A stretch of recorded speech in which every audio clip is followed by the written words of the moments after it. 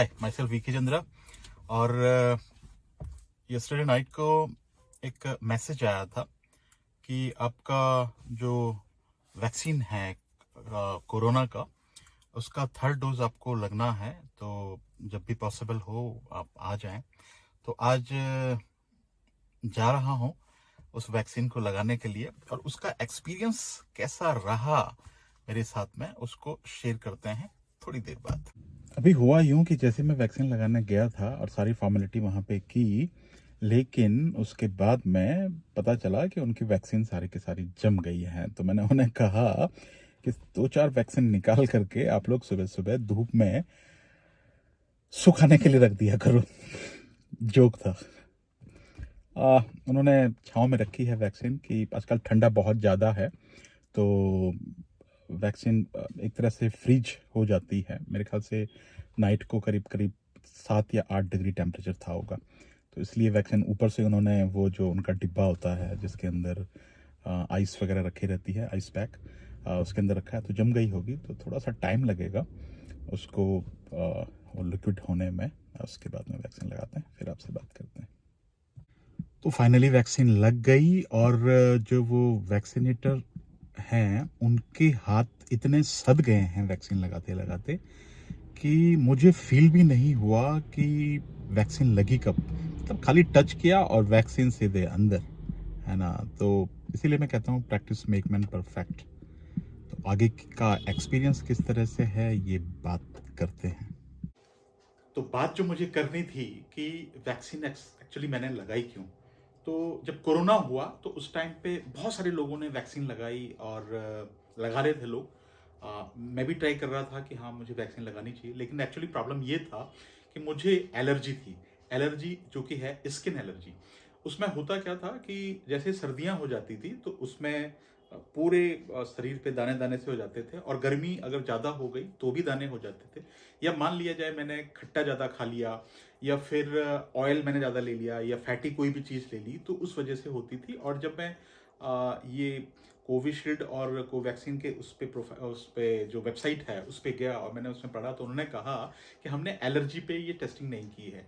उसके बाद में मैं हॉस्पिटल में भी गया, मैंने उनसे बात की, उन्होंने कहा कि अभी रुक जाइए रुक जाइए रुक जाइए। बहुत टाइम इस तरह से चलता रहा, और डर ये था कि कहीं एलर्जिक रिएक्शन अगर हो गया, क्योंकि उसमें होता तो क्या था कि कई बारी ना इतनी एलर्जी हो जाती थी कि जो अंदर जो फेफड़े हैं, मुझे लगता था कि वहाँ से सांस लेने में दिक्कत हो रही है, और फिर मुझे इंजेक्शन लगाना पड़ता था उसका।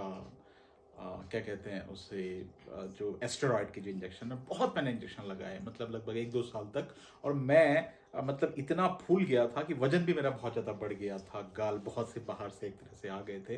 तो बाद में मुझे ये लगा कि मुझे ये नहीं लगाना चाहिए, और फिर बस इस तरह से चलता रहा। और फाइनली मुझे ऐसा लगा कि ये जो वैक्सीन है ये शायद लगानी चाहिए। तो मैं क्या, पहले जा करके थोड़ी सी लगा लेता हूँ। तो वहाँ पे मैं गया और मैंने उनसे बात की, तो उन्होंने मुझे कोवैक्सीन सजेस्ट किया, और उन्होंने कहा थोड़ा सा ट्राई करके देखेंगे। तो कोवैक्सीन लगाई, और उससे कोई प्रॉब्लम नहीं हुई। उसके बाद में मैं गया, फिर मैंने दूसरी डोज जो है उसकी लगाई, उससे प्रॉब्लम नहीं हुआ। और फायदा ये हुआ कि 4-5 महीने के बाद में जो एलर्जी थी वो धीरे धीरे धीरे पूरी तरह खत्म हो गई। अब सर्दियां भी आ चुकी हैं, गर्मियों में मैंने देख लिया है, और एलर्जी बिल्कुल खत्म हो गई है।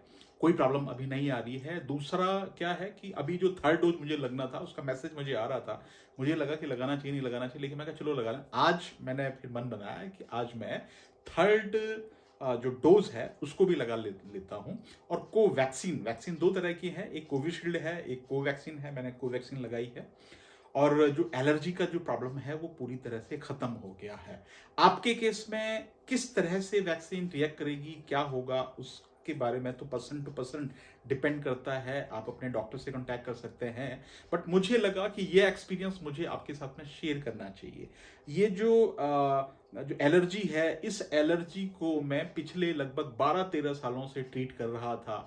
हर तरह का एलोपैथी, होम्योपैथी, और लगभग जितनी पैथी मैं जानता था उतनी पैथी को सब ट्राई कर लिया था। पैसे भी खर्च हो गए थे, लेकिन वो कुछ हो नहीं रहा था। फाइनली उन्होंने ये कहा कि आप गर्मी में मत जाइए, सर्दी में मत जाइए, ऐसा मत कीजिए। तो मैंने कहा ये तो कोई इलाज हो नहीं रहा। मुझे ऐसा लगा कि शायद मुझे ज़िंदगी भर इसके साथ ही रहना पड़ेगा। बट थैंक्स उस कोवैक्सीन को कि अभी तक, आगे क्या होगा ये मैं नहीं जानता, लेकिन अभी तक मैं देख रहा हूं कि लगभग 1 साल हो गया है और अभी तक वो किसी तरह की कोई एलर्जी नहीं हो रही है। तो ये था मेरा कोवैक्सीन का एक्सपीरियंस। होप आपके केस में अगर कुछ इस तरह का है तो आप भी अपने डॉक्टर के साथ में बात कीजिए, और हो सकता है कि इस वैक्सीन से शायद कुछ हो, और मेरे केस में इस तरह से फ़ायदा हो, तो उम्मीद करता हूँ कि आपके केस में भी जो है आप जिस तरह से ट्रीट कर रहे होंगे उसमें फ़ायदा हो। तो इतनी देर तक आपने सुना और देखा, इसके लिए आपका थैंक यू। मिलते हैं किसी और वीडियो में। Bye bye.